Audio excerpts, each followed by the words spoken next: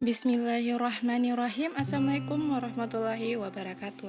Saya Nur Sain dengan stambuk H1A11903 kelas F jurusan Ilmu Hukum Universitas Halu Oleo akan membahas mengenai pelanggaran disiplin PNS yang diberikan oleh Bapak Ilham SHMH selaku dosen hukum kepegawaian.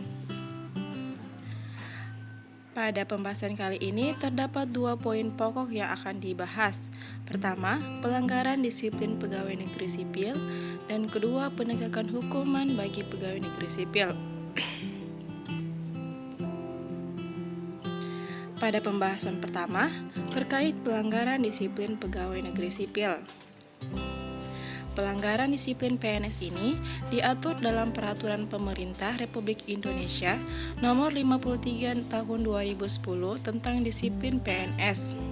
Dapat kita lihat pada pasal 1 ayat 1 yang dimaksud dengan disiplin pegawai negeri sipil adalah kesanggupan pegawai negeri sipil untuk menaati kewajiban dan menghindari larangan yang ditentukan dalam peraturan perundang-undangan dan atau peraturan kedinasan yang apabila tidak ditaati atau dilanggar dijatuhi hukuman disiplin. Kemudian, pada pasal 1 ayat 3, yang dimaksud dengan pelanggaran disiplin adalah setiap ucapan, tulisan, atau perbuatan PNS yang tidak menaati kewajiban dan atau melanggar larangan ketentuan disiplin PNS, baik yang dilakukan di dalam maupun di luar jam kerja.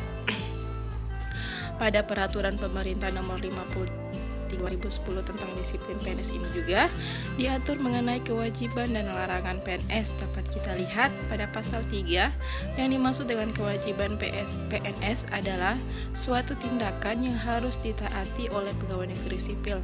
Kemudian pada pasal 4 yang dimaksud dengan larangan adalah suatu perbuatan yang jangan dilanggar oleh PNS.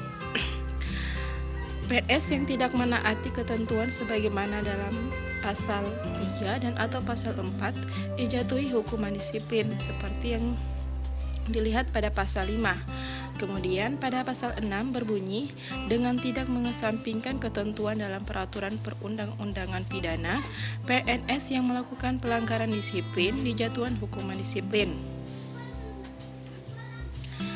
Sehingga ada beberapa faktor yang mempengaruhi pelanggaran disiplin PNS.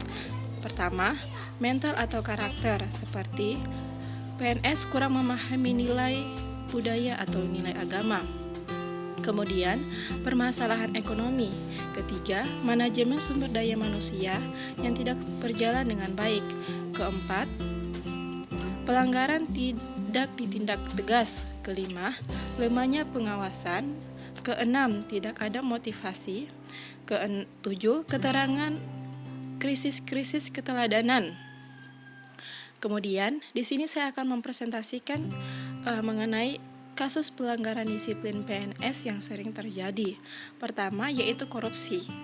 Yang dimana korupsi adalah tindakan pejabat publik baik politisi maupun pegawai negeri serta pihak yang lain yang terlibat dalam tindakan itu yang secara tidak wajar dan tidak legal menyalahgunakan kepercayaan publik yang dikuasakan kepada mereka untuk mendapatkan keuntungan sepihak. Kemudian, terdapat juga pelanggaran disiplin PNS.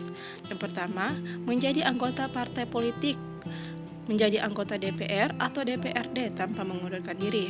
Kemudian, meninggalkan tugas atau tidak masuk kerja dan atau tidak menaati ketentuan jam kerja. Kemudian, pemalsuan ijazah, plagiat, dan kejahatan akademik lainnya. Kemudian, kita masuk pada pembahasan kedua, yang dimana yaitu penegakan hukuman disiplin PNS. Pada hukuman disiplin PNS ini dapat dilihat pada pasal 7 ayat 1 sampai ayat 4 Undang-Undang Nomor 53 Tahun 2010 tentang disiplin PNS. Pada pasal 7 ayat 1 yang berbunyi terdapat 3 prinsip hukuman disiplin, yaitu 1. Hukuman disiplin ringan, 2. Hukuman disiplin sedang, dan ketiga hukuman disiplin berat. Kita masuk pada pembahasan hukuman disiplin ringan. Pada hukuman disiplin ringan ini terdapat 3 hukuman. Yang pertama, teguran lisan, kedua, surat tertulis, dan ketiga, pernyataan tidak puas secara tertulis. Kemudian, hukuman disiplin sedang. pada hukuman disiplin sedang ini terbagi menjadi 3, yaitu penundaan kenaikan gaji berskala selama 1 tahun, kedua, penundaan kenaikan pangkat selama 1 tahun, dan ketiga, penurunan pangkat setingkat lebih rendah selama 1 tahun. Kemudian yang terakhir adalah hukuman disiplin berat.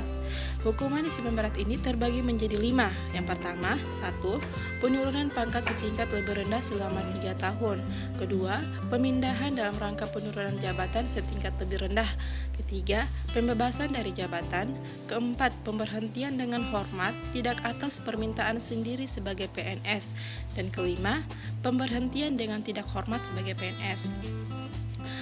Pada pembahasan kali ini juga saya memberikan skema penjatuhan hukuman disiplin, yaitu yang terdiri dari pertama, pelanggaran disiplin. Setelah selesai pelanggaran disiplin, masuk kepada tahap pemanggilan. Setelah tahap pemanggilan, maka dilakukan pemeriksaan BAP atau berita acara pemeriksaan. Setelah itu, masuk pada pertimbangan hukum atau laporan hasil pemeriksaan. Setelah itu, pejabat yang berwenang berhukum. Dan terakhir adalah penetapan keputusan. Sekian dari saya. Terima kasih. Wassalamualaikum warahmatullahi wabarakatuh.